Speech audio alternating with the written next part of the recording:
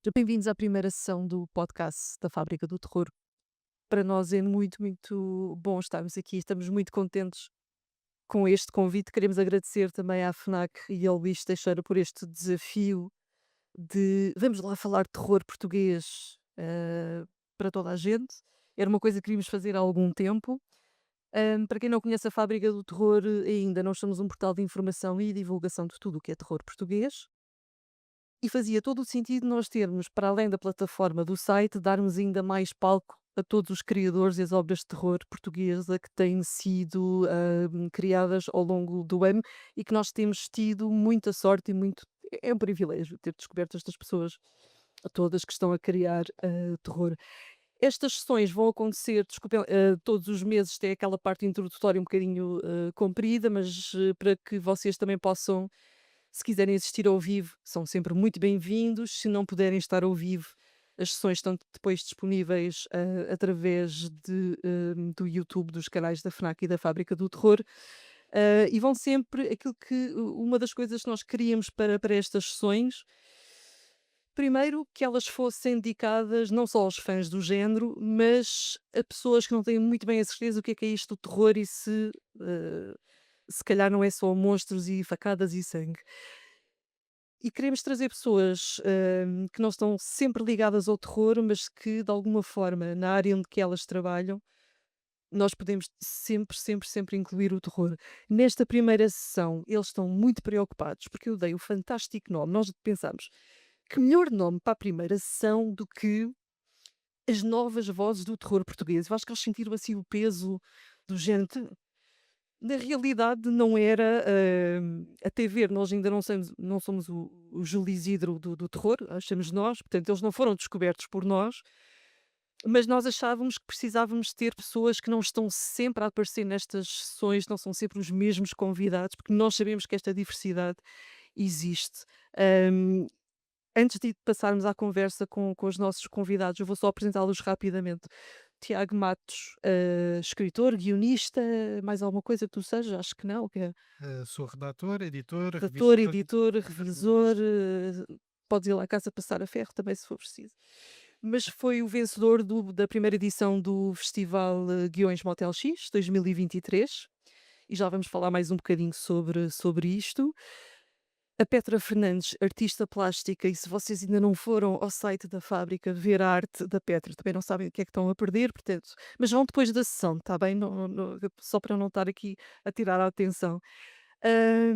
E o João, eu vou dizer o teu nome mal, provavelmente, o João Zamit, que veio de propósito de Guimarães, ok, para estar com vocês, e que acabou de se estrear, pelo menos na ficção, com um romance que tu dizes que é terror, apesar de estar das pessoas dizerem que é thriller psicológico, mas já lá Eu não sei porque é que as pessoas dizem que é thriller psicológico. Eu não, eu, thriller, eu não me posso thriller, responsabilizar thriller, por esse thriller, porque não, eu não acho que seja de todo.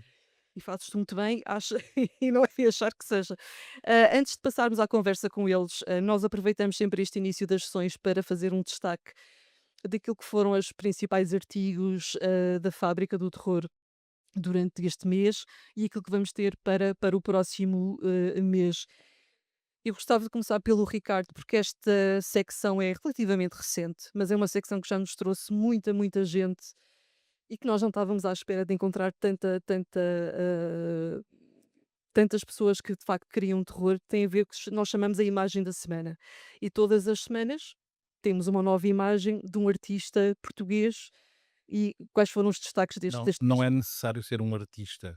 Nós fizemos a imagem da semana exatamente porque todos podem enviar uma imagem. ah, Pode ser alguma coisa mórbida, mas pode ser também alguma coisa que tenha a ver com o terror, que não é talvez a qualidade extrema como fotografia ou imagem, mas que é uma coisa interessante para ver.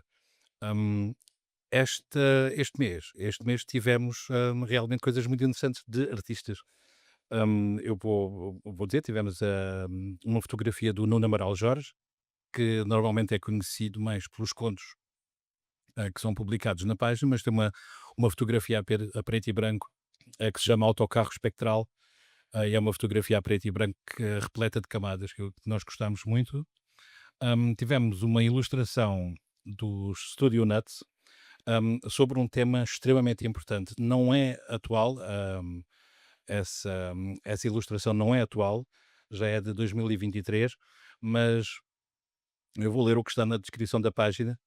A abordagem criativa desta campanha da APAV, que é a Associação Portuguesa de Apoio à Vítima, concretizada pelo Estúdio Nuts, utiliza a linguagem de filmes de terror para ilustrar as experiências angustiantes enfrentadas por aqueles que estão presos no ciclo da violência doméstica.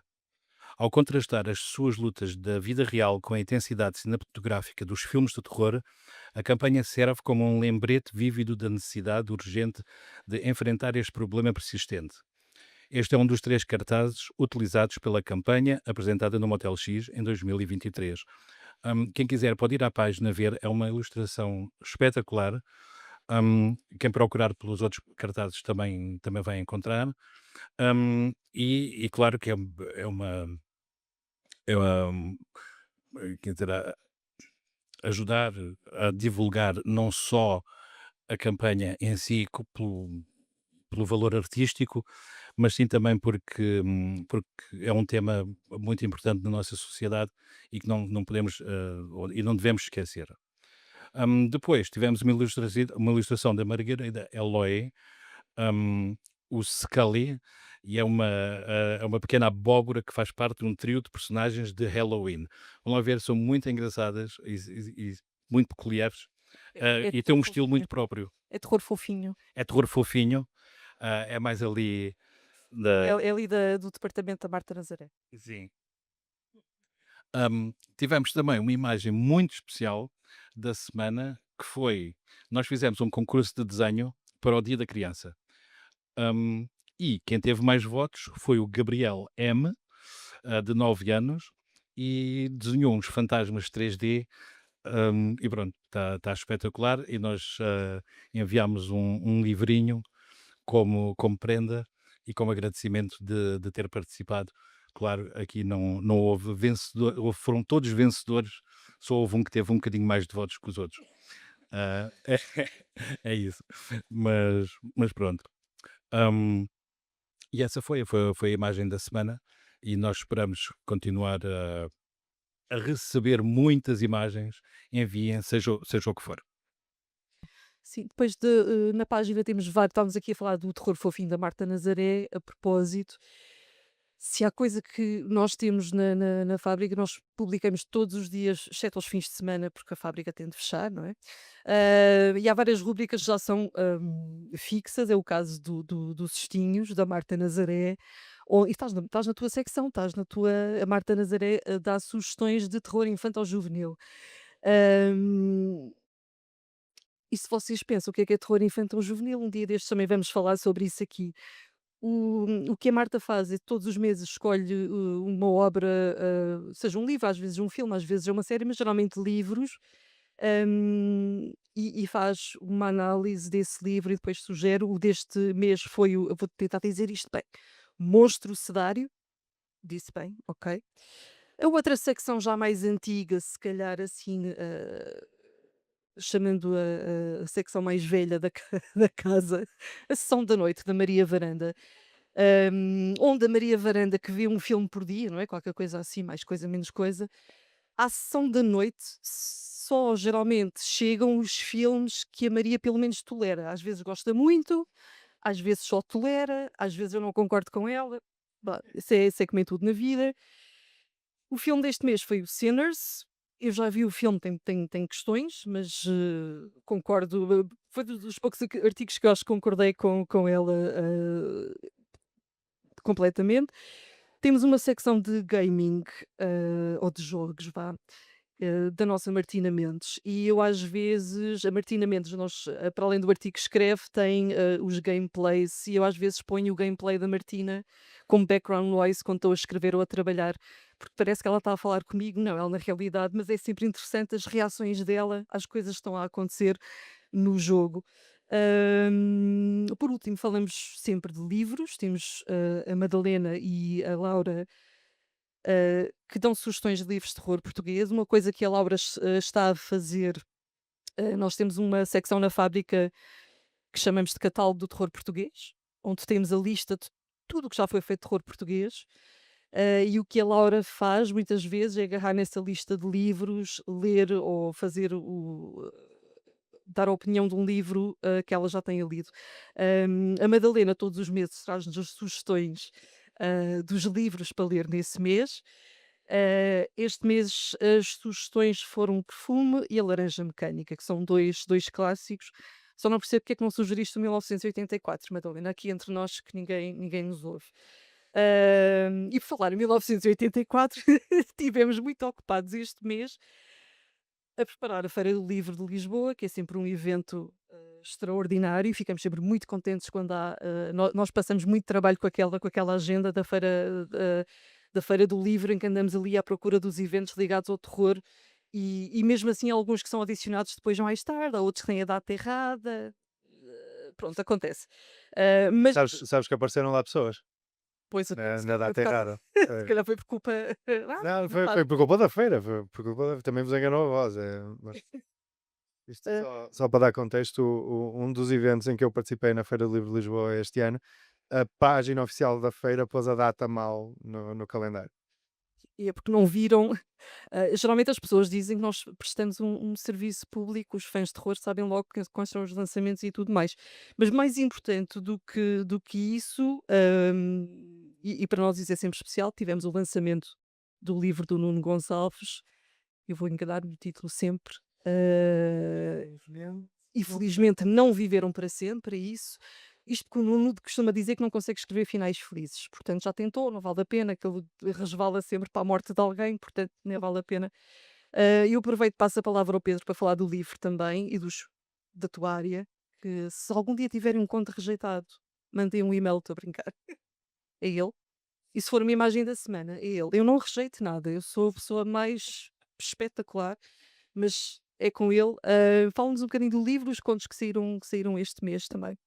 Então, como tu já disseste, e bem, um dos objetivos da fábrica sempre foi divulgar novos autores portugueses, criadores, na verdade, portanto, em todas as componentes artísticas.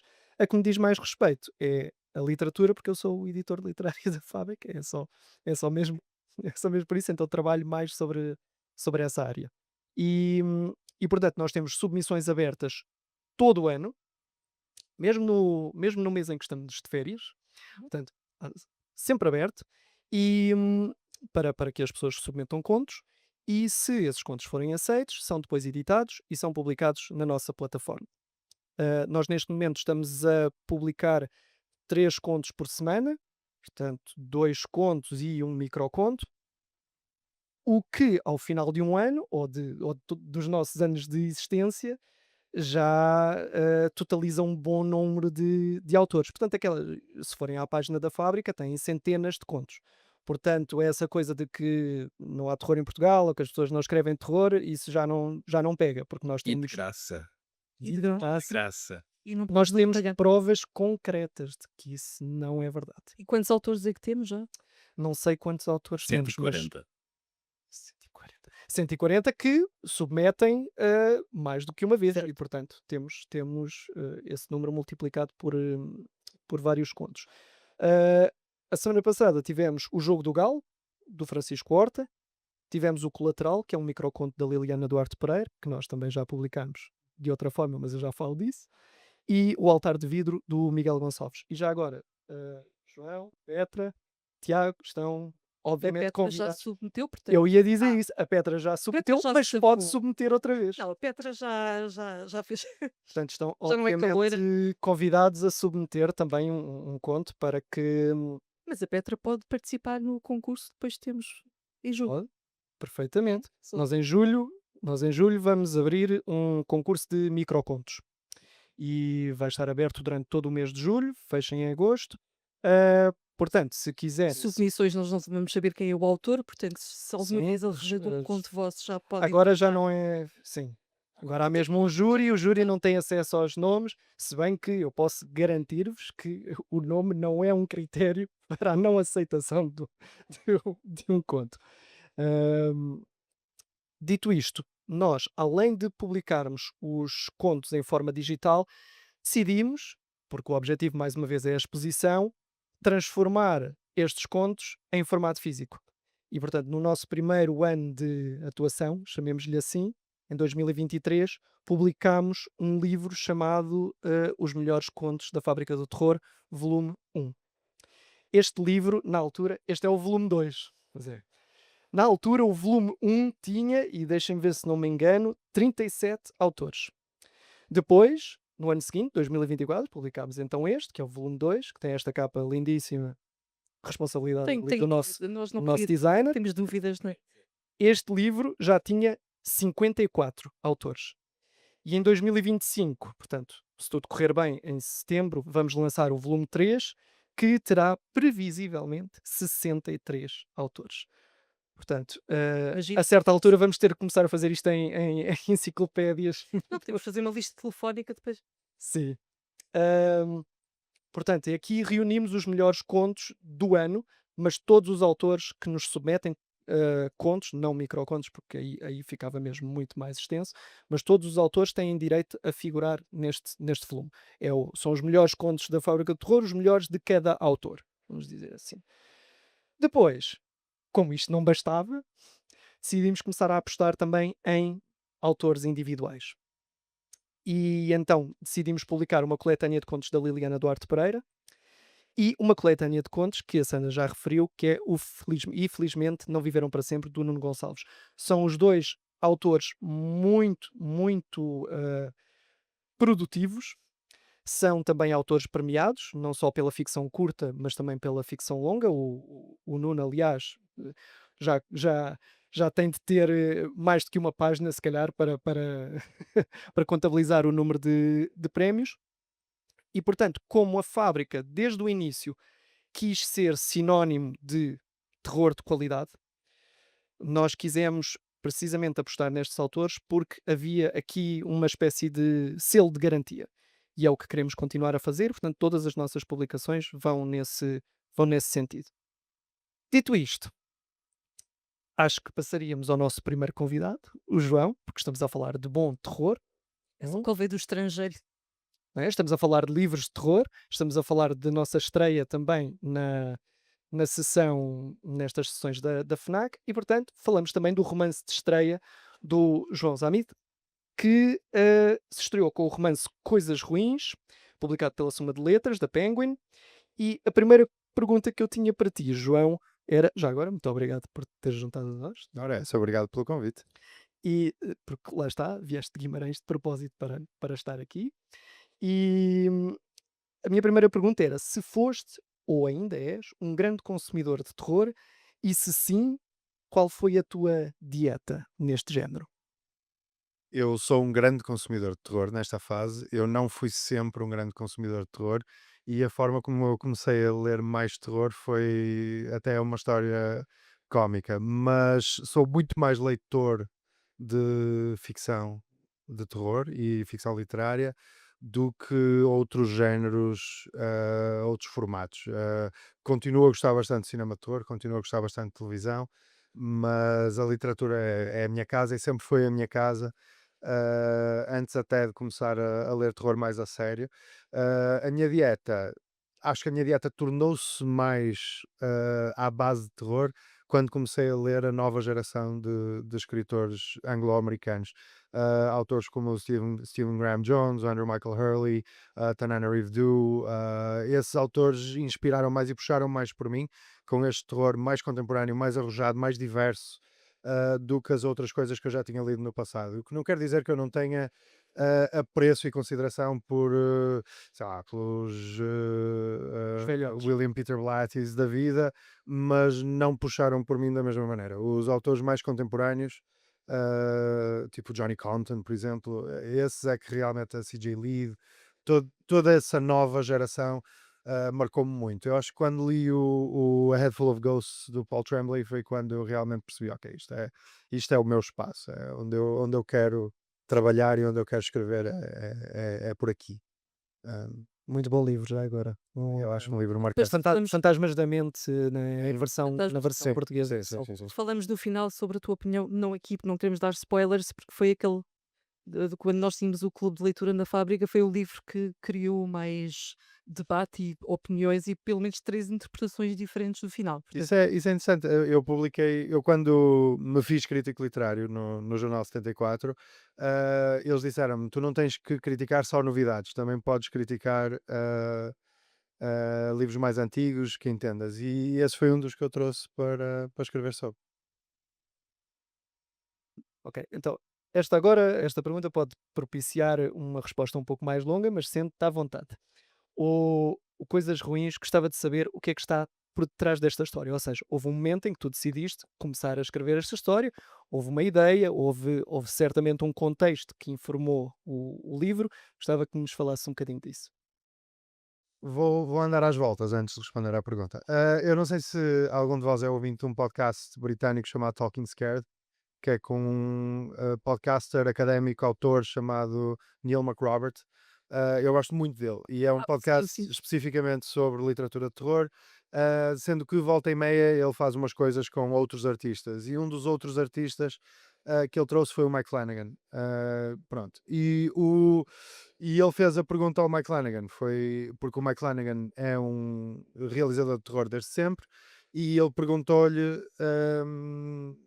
se ele alguma vez sentia a necessidade ou a ambição de sair do terror e de fazer outras coisas diferentes, e ele respondeu-lhe que não por dois motivos. Um dos motivos é para ele algo cínico, no sentido em que ele sentia que se fizesse exatamente a mesma história que fez com Midnight Mass, por exemplo, uma história sobre alcoolismo, sobre fé, sobre perda de relações e de ligação com o mundo em que vivemos, etc. Sem um demónio mesopotâmico, essa história, em vez de estar na Netflix, ia estar em cinemas art house a ser vista por 25 pessoas, em vez de estar a ser vista no mundo inteiro.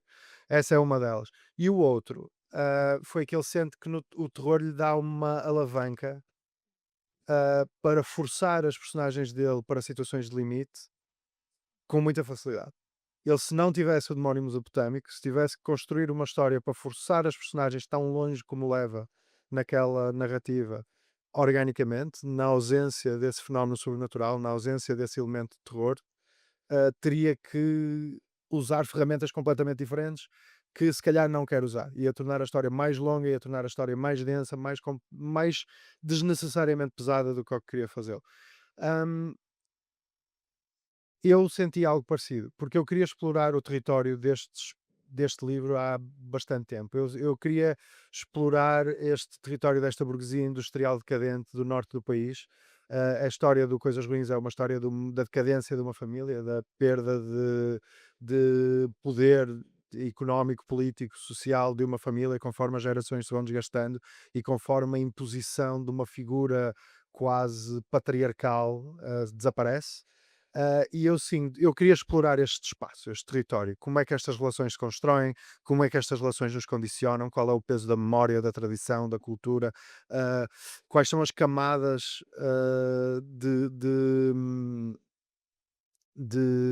que nos estruturam a nós como indivíduos, porque nós estamos sempre muito convencidos que somos indivíduos muito singulares, muito capazes de tomar decisões pela nossa própria cabeça. Mas nós temos todos uma bagagem, temos uma bagagem cultural que vem da nossa família, vem da nossa região, vem da nossa cultura, vem da nossa tradição. Eu queria explorar este espaço. Ah, e eu senti, ao ouvir estas palavras do Mike Flanagan, eu percebi exatamente o que é que ele queria dizer, porque eu percebi que se este livro, eu podia contar esta história sem ser um romance de terror, eu podia contar esta história sem elemento sobrenatural, sem almas penadas, sem nada disto, mas não ia conseguir fazê-lo da mesma maneira. É este elemento de terror, é este elemento sobrenatural, é ah, é- é- este elemento extremo que me consegue forçar as personagens a abdicar de todas essas camadas que eu tive a descrever até agora e mostrarem de que é que são feitas quase instantaneamente. E por isso acho que a resposta à pergunta é um bocadinho uma mistura dessas duas coisas. Isto havia um território que eu queria explorar e percebi que as ferramentas para o explorar eram estas. Mas isso é muito engraçado, porque a minha próxima pergunta já está respondida. Porque a minha próxima Não, eles pergunta, avisaram-nos que tínhamos que nos despachar, que isto tinha tempo, portanto. era: nós podemos argumentar que qualquer boa, ou pelo menos complexa história de terror é também um bom drama. E portanto, o que eu te ia perguntar era se tinhas querido fazer uma história dramática e que está e que quiseste explorar e nota-se com a família Villaforte e com os seus segredos, e se depois percebeste ao longo da escrita que terias de utilizar a linguagem do terror, ou se isso foi uma decisão inicial, mas parece-me que foi inicial, já, Foi, tu já foi uma decisão sabias. inicial. Foi o que me fez perceber que tinha Hum, aqui algo, foi isso. Eu sabia que havia um território que eu queria explorar, mas só se transformou em livro, só percebi que tinha um livro quando fiz essa ligação. Quando percebi, não, isto tem que ser uma história de terror. Isto para funcionar como eu quero que funcione, para ir onde eu quero ir, isto tem que ser uma história de terror. E agora mais uma pergunta para as tuas preferências enquanto escritor, enquanto fã de terror também. Se tens preferência pelo terror mais sobrenatural ou pelo terror mais humano? Porque tu exploras os dois neste livro. E portanto, queria saber se neste caso eu acho que a ligação está perfeita e portanto é mesmo o que tem de ser. Mas se tens alguma preferência de facto em relação a um ou outro. Se não houver um elemento sobrenatural, para mim não aterroriza. Ok. Não aterroriza. Então é essa. Não quer dizer que não me divirta, não quer dizer que não consiga encontrar enorme valor e enorme interesse, e não quer dizer que não consiga ah, apreciar uma obra de terror humano, um Misery. Com certeza, 100%. A questão não é essa. Agora, eu gosto muito daquele clichê do Robert Frost, do No Tears for the Writer, No Tears for the Reader. Eu não me vejo a escrever terror que não me assuste, Pois, e se não tiver elemento sobrenatural não me assusta. Eu pois. vejo, eu vejo aquilo na boa. Portanto, tu tentas agradar-te primeiramente a ti, que Tem que me assustar a mim. não é? Tem que me assustar a mim. Tem, Porque a algum nível tem que me assustar a mim. Senão, não. não, não, eu sei que há autores que fazem, digamos, quase sondagens ao público-alvo, não é? Para saber o que é que poderá ser mais proveitoso escrever. Mas eu também sou da opinião que se funcionar para nós, vai funcionar para outras pessoas. Eu não sei se vai funcionar para as outras pessoas. Isso as outras pessoas têm que me dizer. Mas Para há. já, a recepção tem sido maravilhosa e eu estou muito, muito contente. Mas a ideia de escrever algo a pensar num leitor qualquer nebuloso ou numa sondagem que eu tenha, para mim, isso não me seduz. Eu escrevo para mim e depois se as outras pessoas gostarem, perfeito. Mas tem que funcionar para mim primeiro. Pronto, e neste livro tu falas muito sobre Guimarães, falas muito sobre Lisboa, certamente que foi também um contexto que informou muito o teu livro, até porque tu és vimaranense. Ahm, Gostava de te perguntar, além das localizações, o que é que tu poderias dizer em relação a este livro que é mais autobiográfico? Se é que há, mas eu acho que há sempre um bocadinho. Autobiográfico custa-me, porque dá a ideia que as personagens possam ser inspiradas em pessoas Não, reais, não, ou, não, não. e portanto o termo, a escolha de palavras, não adoro. Agora, eu já falei várias vezes ao longo do ciclo de promoção deste livro, em outras entrevistas e em outras sessões, eu já falei muito sobre isto, porque é uma coisa que é muito importante para mim, que é aquele conceito faulkneriano de particular. Hum, É muito importante para mim. O William Faulkner era acusado de insularidade na literatura dele, porque praticamente toda a literatura, a ficção dele, tanto curta como longa, é passada numa micro-região dos Estados Unidos, chamada um condado imaginário chamado Yoknapatawpha. E todas as personagens são daquele metro quadrado minúsculo do sul rural dos Estados Unidos, e ele era acusado de insularidade. E ele defendia muito a ideia de que se nós queremos, na literatura ou na arte, ambicionar ao universal, nós temos que perceber o particular. Temos sempre que partir do particular para o universal. Não há universal no vácuo. Nenhum de nós é universal. Todos nós somos particulares na nossa própria pequena experiência. E eu senti, e que sinto, e presumo que sentirei, que ao fazer a minha literatura, eu só consigo explorar essa universalidade, só consigo pensar as coisas que eu estava a descrever, a memória, a tradição, a cultura, como é que nós somos influenciados pelo que nos rodeia, se eu estiver a falar sobre algo que eu conheço. Eu não consigo escrever da mesma maneira uma personagem alentejana ou muito menos uma personagem do Maine nos Estados Unidos. Eu não consigo, porque eu não sei como é que essas pessoas tratam as avós.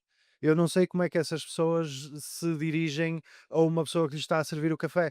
Eu tenho essa experiência porque eu li esses livros, mas se eu tiver a escrever sobre uma personagem da Madeira, eu vou estar a reproduzir um autor madeirense qualquer que eu li, porque eu não sei, eu não cresci lá, eu não sei como são essas relações familiares, eu não sei como são essas conversas. Ahm, Aquelas que eu conheço são as minhas.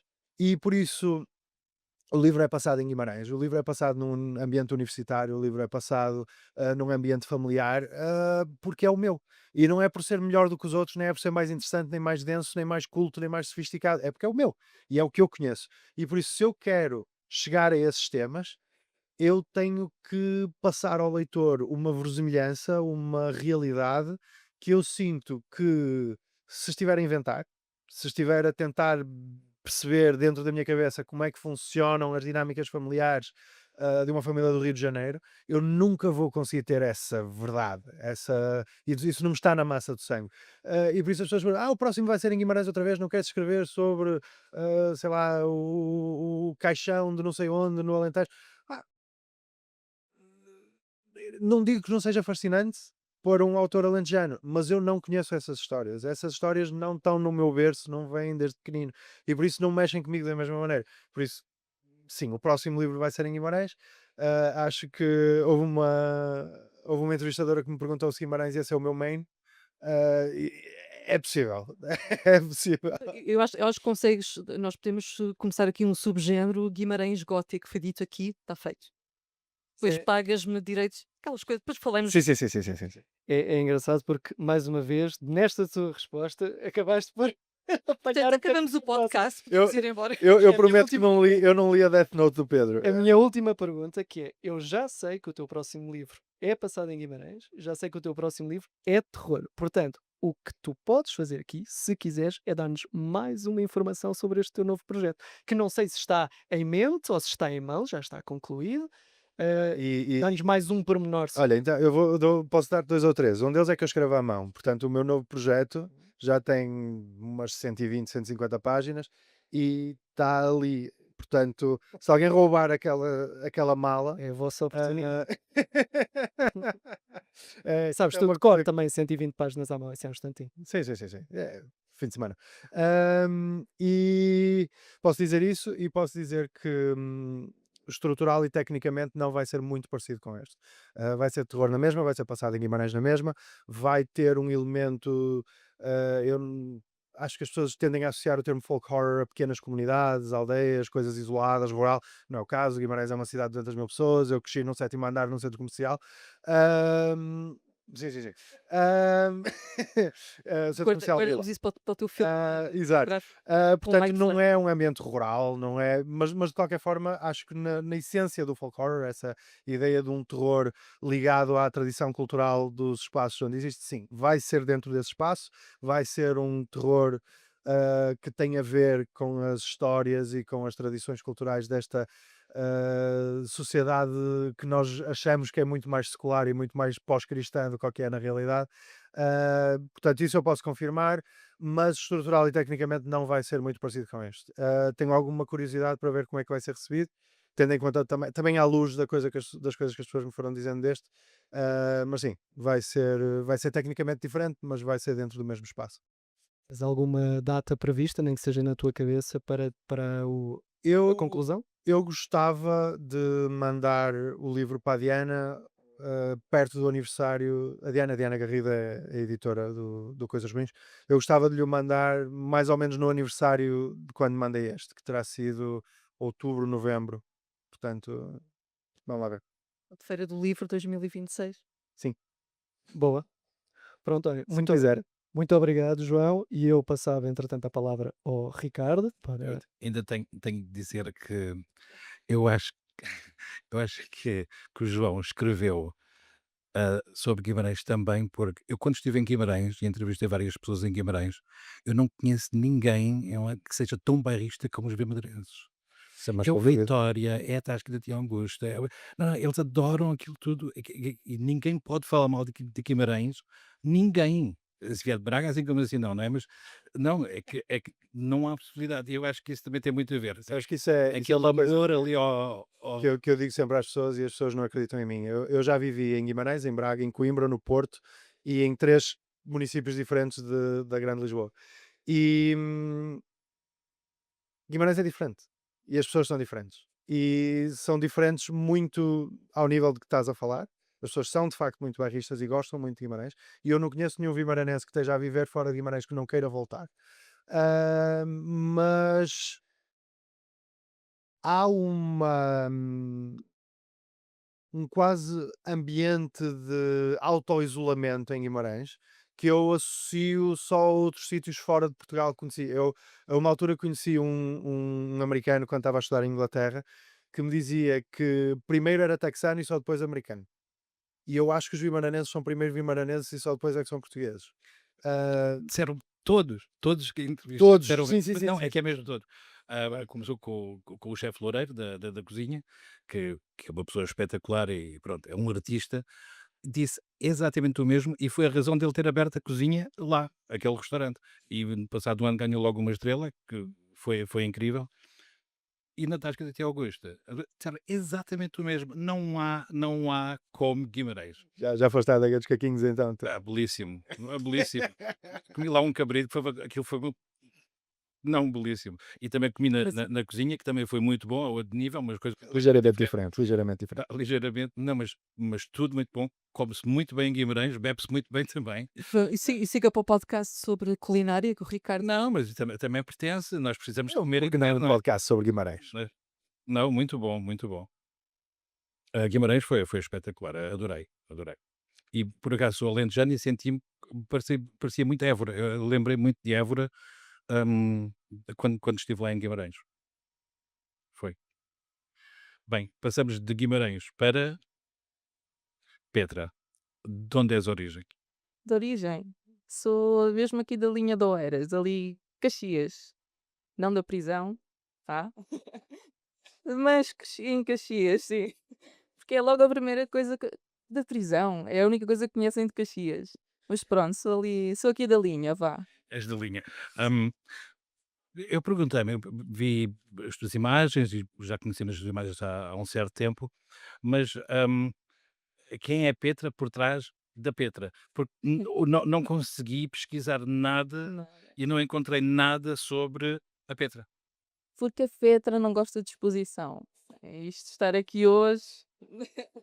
A culpa é da Sandra. Eu A consegui, culpa é da Sandra. eu consegui convencer dela.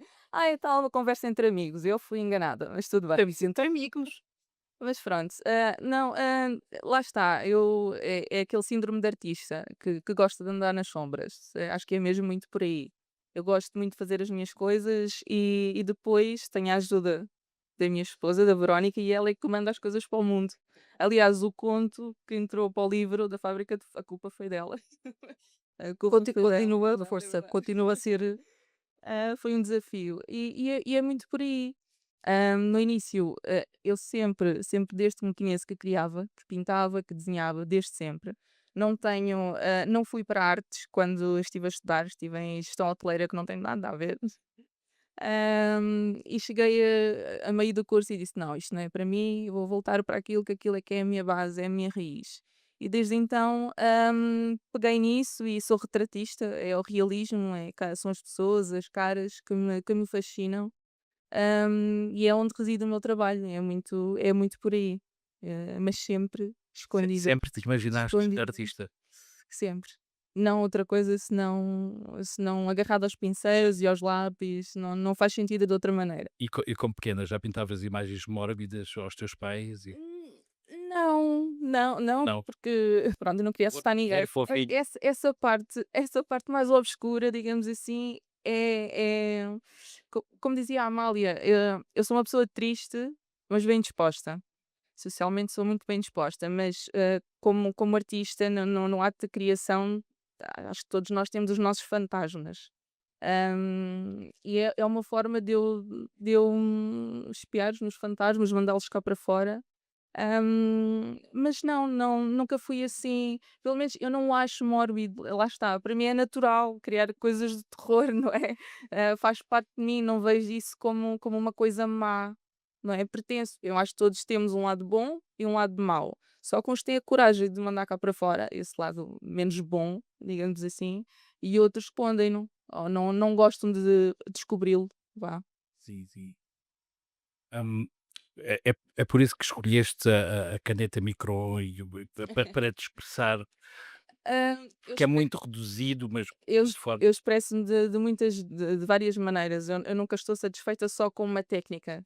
Aliás, depois da pandemia eu fiz um curso de expressão artística com uma artista, brasileira, Estela Luz, que foi mesmo com a intenção de desconstruir a perfeição que eu crio. Ou seja, eu como faço retratos, tenho que estar atento ao pormenor dos rostos, né, para criar é o mais fiel, possível à pessoa que estou a ver. E é um trabalho muito complicado que tenho vindo a fazer desde então, desde esse curso, que é o desconstruir totalmente essa imagem. A caneta Micron é, acaba por ser um veículo nessa desconstrução. Não há tanto controlo, digamos assim, no ato de criar com a caneta, até porque se faz um risco fora do sítio, está lá feito, não dá para apagar, não é? E então eu tento sempre criar quando faço com a caneta micro, sem esboço. É mesmo no que sinto, no momento e no que sai. É por aí mais, sim. Sim, sou grande fã, todos Obrigada. sabem. Hum, tens uma obra que se chama Cama Fria, e acho que é profundamente emocional. Hum, queres falar sobre elas?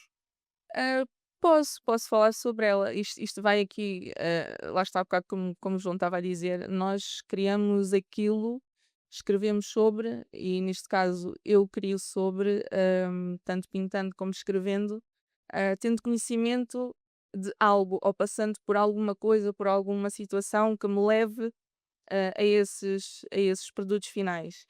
E tem a ver com alguns acontecimentos que eu vivi enquanto criança.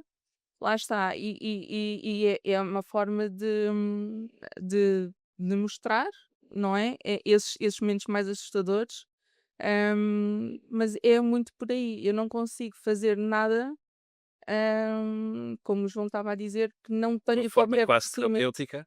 Exatamente, é muito por aí, sim. Depois do feito, eu costumo dizer, depois de dito, torna-se real, não é? Depois de passado para o papel, torna-se real, não há como apagar aquilo. E é uma forma também de encararmos a nossa história, não é? As nossas vivências, os nossos fantasmas, e assumir e avançar. A Cama Fria é muito por aí, sim. Sim, eu gosto muito dessa obra. Hum, também escreves, Sim. especialmente dentro do terror psicológico. Como é que como é que começou essa ligação à palavra? Eu sempre escrevi.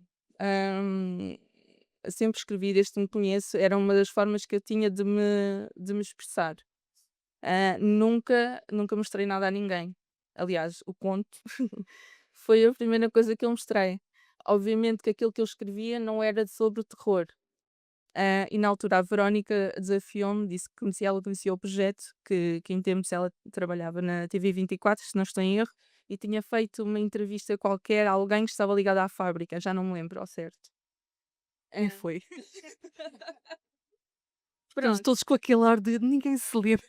E ela, pronto, como sabia que eu ia fazendo uma coisa ou outra de terror, mas estava tudo muito escondido, ela disse: Olha, está aqui um projeto que eu acho que é fixe, vai lá, lê e vê se podes mandar alguma coisa. E esse conto, hum, lá está, é uma experiência, tem a ver com a paralisia do sono. Coisa que me acontece com frequência. Porque não sei, mas. E é muito por aí. E eu escrevi aquilo simplesmente um episódio, digamos assim, obviamente tem a parte mais ficcionada, não é? Mas a descrição da paralisia do sono está aí, está nesse conto. Aparece-te uma imagem, porque tu como ilustradora, Sim.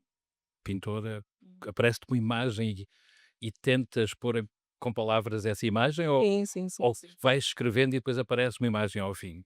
Não, normalmente vem sempre a imagem primeiro. e da imagem eu consigo passar depois para as palavras. É mais assim.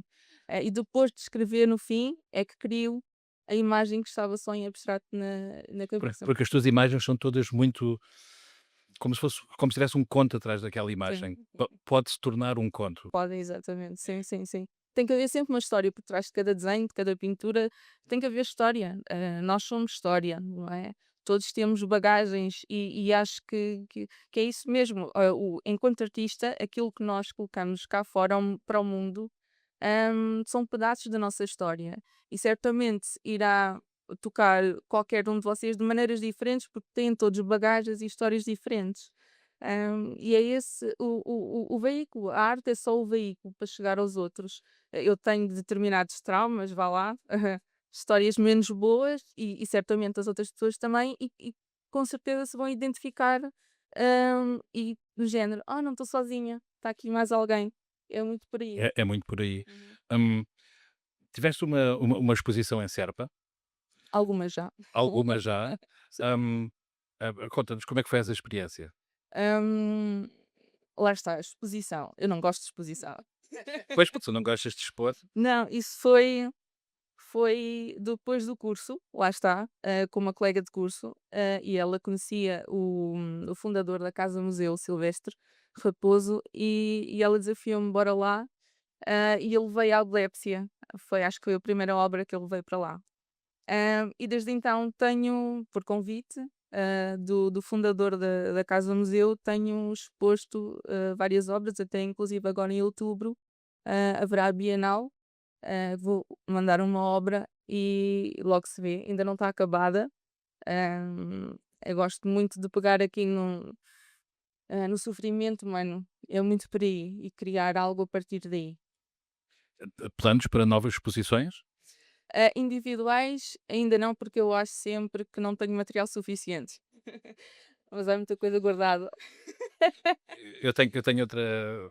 Pronto, eu Lá fora. tenho outra opinião. Vão à fábrica ver as imagens porque são excelentes. São muito, muito, muito, muito boas. E para além das imagens, foi uma das primeiras pessoas que aceitou o convite para a edição limitada de merchandise que nós temos de ilustradores portugueses.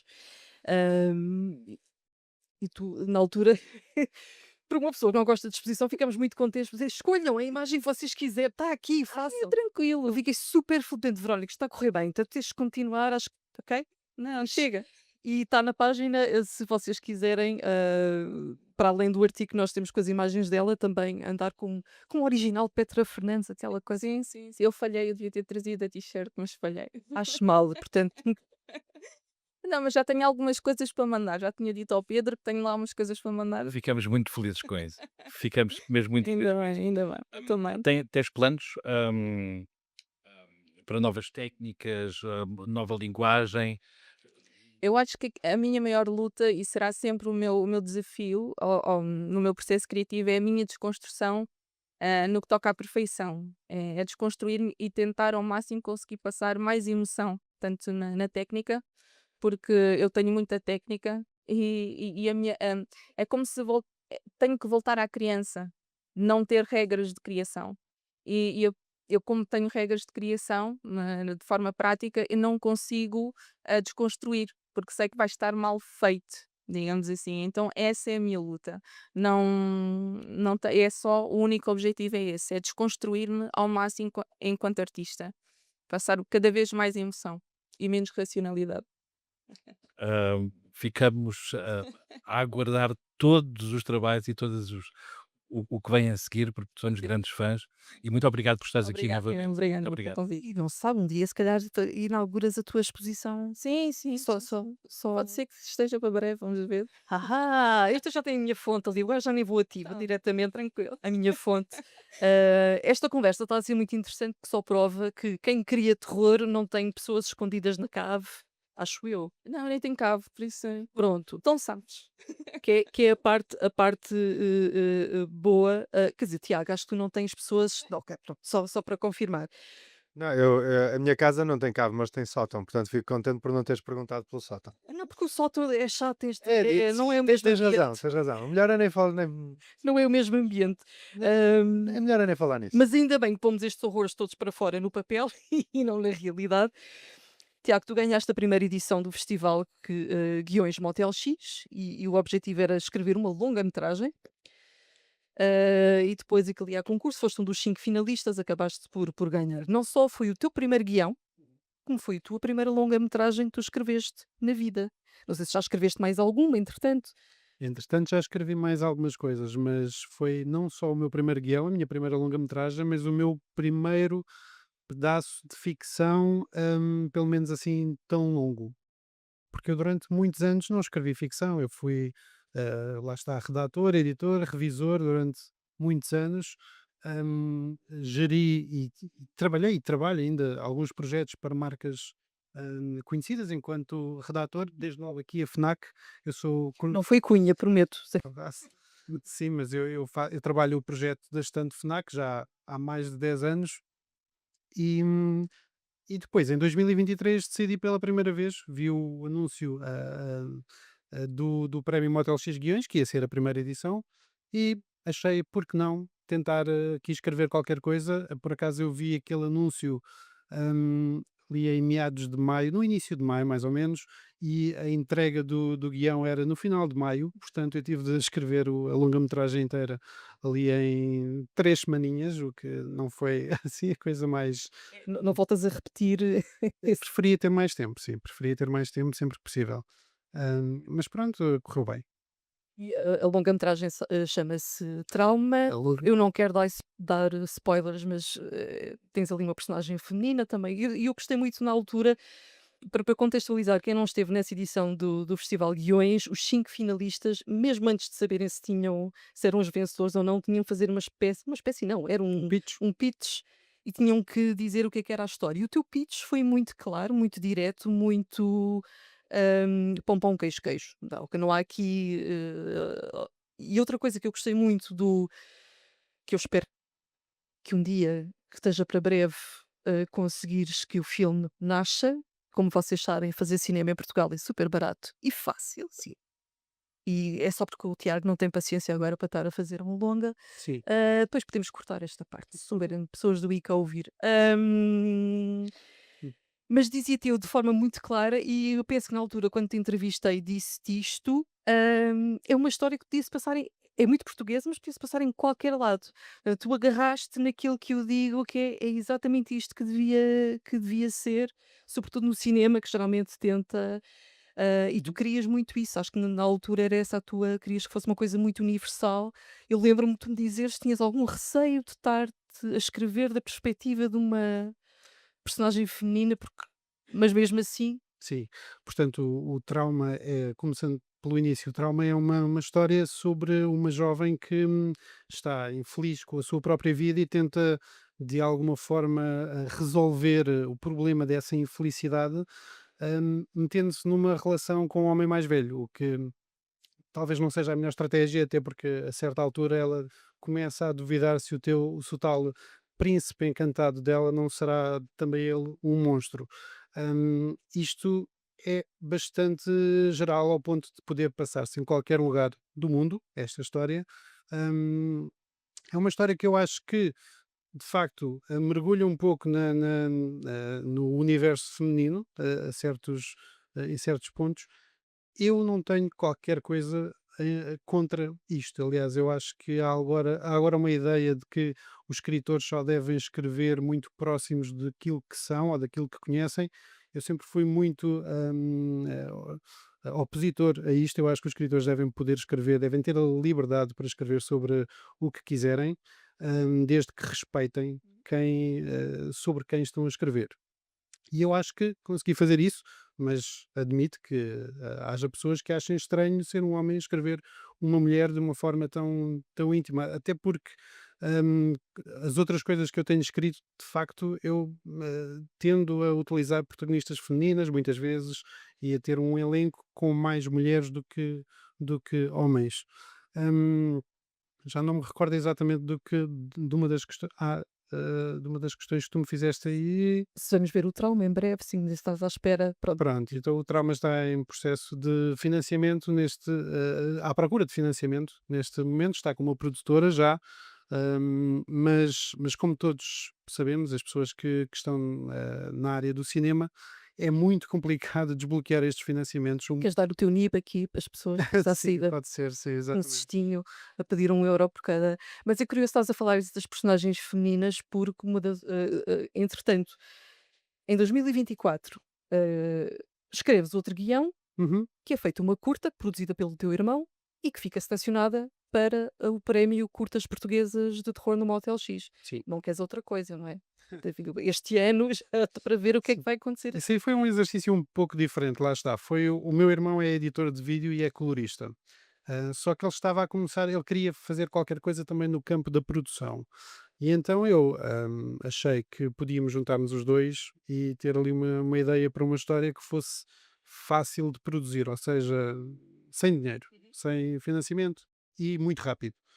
E portanto foi assim que nasceu o Holofote, que de facto é uma história que se passa, de uma curta-metragem que se passa apenas num palco de um teatro, com uma atriz a ter uma audição complicada com um encenador abusivo. E de facto, embora tenha sido construída essa curta-metragem sem financiamento, sem dinheiro, lá está. Foi finalista do Prémio Motel X para melhor curta de terror portuguesa e também já foi finalista do Prémio Y-Motion, foi finalista do Filmin Revoluções Curtas, já esteve em festivais na Bulgária, na Hungria, o que não é mau para uma coisa assim tão feita, tão sem dinheiro. Lá está, mais uma vez, seria tudo muito mais fácil se tivéssemos financiamentos, mas não conseguindo, é isso.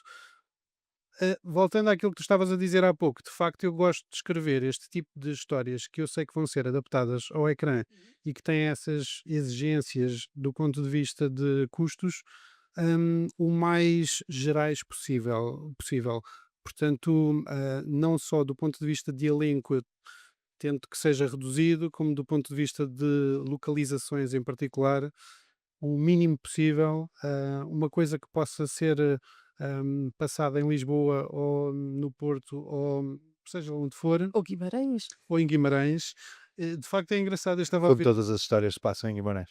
eu estava a ver o João ainda há bocadinho e de facto eu tenho uma forma completamente oposta de trabalhar, no sentido que eu gosto de histórias que sejam muito localizadas, mas quando sou eu a escrevê-las, eu gosto de as abrir ao ponto de quase ser indistinguível onde é que elas se passam. Quero que se. Depois tu em cinema também tens de mostrar, e lá está. O Holofote já passou por vários festivais internacionais, portanto aquilo é sempre aquele. E o Holofote, para quem ainda não viu, não sei se ele ainda ficou no filminho, não, saiu depois, Ficou no Filmin, mas depois saiu do depois, Filmin logo depois da. depois do festival. E é uma história muito contida, mas está. E há uma coisa que tu disseste na altura, quando nós conversamos, por acaso, é realizado por uma mulher, a curta-metragem. E é uma coisa que nós estávamos a falar e eu coloquei-te a questão, e vou-te parafrasear, que isto não foi o que tu disseste na altura. O Ricardo vai ficar muito contente com esta, Venha, venha. em que tu falaste da Final Girl, disseste está na altura de nós mudarmos aqui a percepção que nós temos da Final Girl e a mulher nos filmes de terror sempre vítima. O Ricardo gosta muito de, de filmes. Odeia, no sentido que a mulher Completamente. é retardada como estúpida e parece que está ali, precisa sempre do homem para.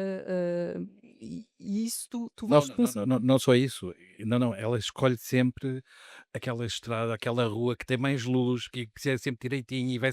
e para e olha para trás e grita. Mas tu, isso é muito importante, tu nos teus. Não sei se vais continuar a escrever terror, espero que sim. Sim, sim. Essa vai ser sempre a tua preocupação, sempre que houver uma protagonista ou feminina ou. Eu acho que seja feminina ou masculina, eu acho que é importante que todos eles tenham algum tipo de complexidade, alguma cabeça por trás, uma perspectiva própria.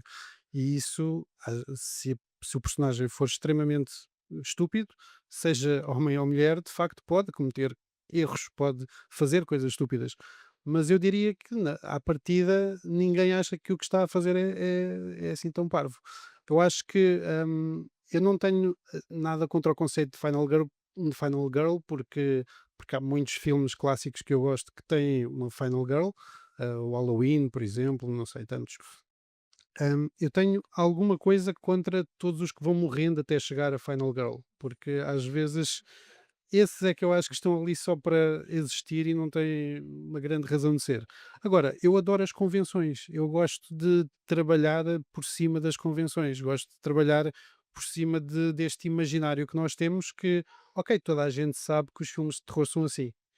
E nós começamos a trabalhar uma determinada ideia como se fosse exatamente isso, dando à pessoa que está a ver ou a ler uma falsa sensação de segurança, de normalidade, e depois fazemos qualquer coisa novo quando a pessoa já se sentir segura. Eu acho que até o terror mais contemporâneo tem caminhado muito para este campo, parece-me. E eu não sei como é que vai ser o terror português. Eu continuo a falar do terror português no futuro, porque para mim, embora já tenha várias décadas de existência, para mim não deixa de ser uma coisa nova ainda, um movimento novo, mas o facto de ser novo, como todas as coisas novas, também o torna imprevisível, não é? E imprevisível é bom, porque significa que nós podemos ir por vários caminhos, podemos ter várias identidades. Vamos ver para onde é que estamos prestes a caminhar. Eu acho que, da mesma forma que os americanos têm os seus slashers e os japoneses têm os espíritos vingativos e etc., Portugal também tem de arranjar perceber quais Identidade, são as quase. suas inquietações, tem de perceber o que é isto do terror português. Vai ter alguma identidade própria ou vamos fazer todas coisas diferentes? Porque isso também é legítimo. Vemos no podcast daqui a 50 anos, ainda ainda cá estiver, o que é que aconteceu nas últimas 5 décadas? Eu agora, eu sei que tu escreves sempre guiões, à partida originais, são histórias tuas. Há alguma história que tu dissesses: "Pá, adorava adaptar isto a guião para um filme", ou ainda não estás nessa fase de pensar nisso? Há alguma história de outra pessoa, diria eu. Eu estaria confortável em adaptar qualquer história para um filme. Eu não sei se vocês conhecem um filme chamado Adaptation, do Charlie Kaufman, mas esse filme retrata o Charlie Kaufman. Basicamente está a falar dele próprio e do trabalho que ele teve a adaptar um livro que é sobre flores. E ele está a tentar adaptar aquilo ao cinema, mas ele não consegue adaptar aquilo de forma nenhuma, então ele começa a fazer muito uma coisa dele. Eu acho que é sempre possível nós criarmos uma coisa nossa. E eu, pessoalmente, trabalho muito bem com restrições. É disto que estamos a falar. Quando estamos a adaptar um trabalho, estamos a trabalhar em cima de restrições. Não queremos desrespeitar o trabalho que já foi feito. E então temos é de encontrar uma maneira de, respeitando o que já foi feito, criar também qualquer coisa nossa lá pelo meio. Contigo era tranquilo se o filme não fosse exatamente igual ao livro, que é sempre complicado explicar isto às pessoas, são 2 obras completamente, Eu, são as mesmas, mas são diferentes. Eu dou um exemplo que não é de um livro para um filme, mas de um filme para um filme. O Suspiria original do Dario Argento foi feita uma espécie de um remake, reboot, não sei como é que se pode chamar aquilo, pelo Luca Guadagnino, há poucos anos, e eu acho que os dois filmes são fantásticos e não têm nada a ver um com o outro. Não têm mesmo nada a ver. E ainda bem, porque podia ter estragado completo. Eu evitei, o Suspiria original é o meu filme favorito, eu evitei ver remake, sequela, o que tu queiras chamar, durante muito tempo, porque achava: "Não, eu vou ver, isto vai ser uma porcaria", Sim. e não, de facto é um bom exemplo que estás a dar, é uma boa surpresa, sim. Sim, eu tinha todo o receio de que de facto saísse um daqueles remakes americanizados, não é? Mas aquilo foi construído com muita sensibilidade e de uma forma mesmo. Não, portanto, temos cores brilhantes e demarcadas no primeiro filme, vamos fazer exatamente o contrário e ter uma palete bege no segundo. Aquela música dos Goblin era incrível no primeiro filme, então vamos fazer o Tom York a fazer a banda sonora disto, que não tem nada a ver. E eu acho que mantendo os mesmos temas, porque basicamente a história é a mesma, estamos numa escola com bruxas, mas consegue-se respeitar o original e fazer-se uma coisa nova. Eu acho que é isso que uma adaptação deve ambicionar fazer. E olhando ali para a Maria, por exemplo, para não corrermos o risco de termos um Speak No Evil americano outra vez, que pronto, nós temos as nossas E, opiniões, as nossas reservas. Eu tenho exatamente essa. Eu acho que já percebi a opinião e é exatamente a minha. Mas houve muita gente que adorou o filme. Sim, mas lá está, tirando a parte de nós termos cantado o Eternal Flame das Bengals, tirando isso, queria-te fazer uma última pergunta antes de abrir perguntas ao público, porque também acho importante as pessoas colocarem essas questões e podes dizer, Sandra, não quero responder, porque isso é complicado. Um exemplo para ti de um filme ou de um livro que tenha sido pessimamente adaptado, até pode ser de alguém conhecido e tu pensas, epá, não, isto devia ter sido X. Pessimamente adaptado. Pessimamente, se calhar é pesado, vá, tu dissesses, isto era Não, uma forma melhor de fazer isto. eu não diria que é assim tão pesado, porque a maior parte dos livros são pessimamente adaptados, acho eu. Mas o Stephen King é o meu escritor favorito e ele já teve coisas. Ele já teve coisas fantásticas a ser adaptadas ao ecrã com sucesso. Não vamos falar do Salem's Lot que está na HBO. E eu estava-me a lembrar desses mais recentes, o que estão a fazer àqueles Primeiro, e livros. olha, para mim, Enfim, pois, exatamente. O Stephen King acho que é um dos principais vitimizados nesta questão de. e que eu acho que a obra dele não é assim tão difícil de Eu adaptar. acho que até é bastante fácil, mas eu acho que o Stephen King tem uma coisa que a maior parte das pessoas não lhe dá o devido valor, que ele é, para mim, o melhor contador de histórias do mundo, no sentido de que ele coloca-nos mesmo ali por dentro, na intimidade daqueles personagens, e isso muitas vezes é difícil transpor para o ecrã. Ou seja, mesmo que nós coloquemos no ecrã tudo o que acontece, nem sempre se consegue ir buscar essas complexidades, essas subtilezas da escrita dele. Eu acho que o Mike Flanagan tem conseguido fazer isso com muitas das coisas que ele tem feito, mas isso é porque ele de facto é um grande fã do Stephen King. Outros não tiveram tanto sucesso. Está a ser difícil conseguirmos encontrar uma adaptação que o diga. E vais novamente concorrer com alguma curta ao Mosca X deste ano? Não tens? Não. Não. Vais deixar para os outros, estás cansado dessa vida toda. Foi muito bom ter-vos aqui connosco, estamos muito satisfeitos de ter tido casa. Estamos também muito satisfeitos com as pessoas que iam passando com curiosidade e foram entrando e se foram sentando. É para isso que nós estamos cá, que é sempre bom. Temos este ar fofinho, o terror, na realidade, nós temos este ar de boas pessoas. O que fazemos depois na cave, outro problema. Muito rápido, a próxima sessão será dia 25 de julho.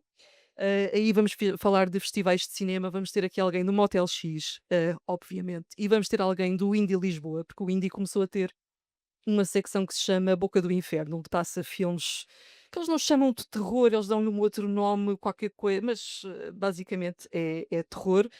Ahm, no próximo mês, na Fábrica do Terror, vamos ter artigos um bocadinho mais viagens e lazer, porque é verão. Vamos andar por cemitérios, santuários assombrados, uma coisa leve, super, super leve. Para saberem mais, podem subscrever a newsletter que sai todas as sextas-feiras. A pessoa que escreve a newsletter todas as semanas agradece, que sou eu. Fico muito contente. Muito obrigada por estarem connosco e espero ver-vos aqui na próxima vez também. E terror português em frente.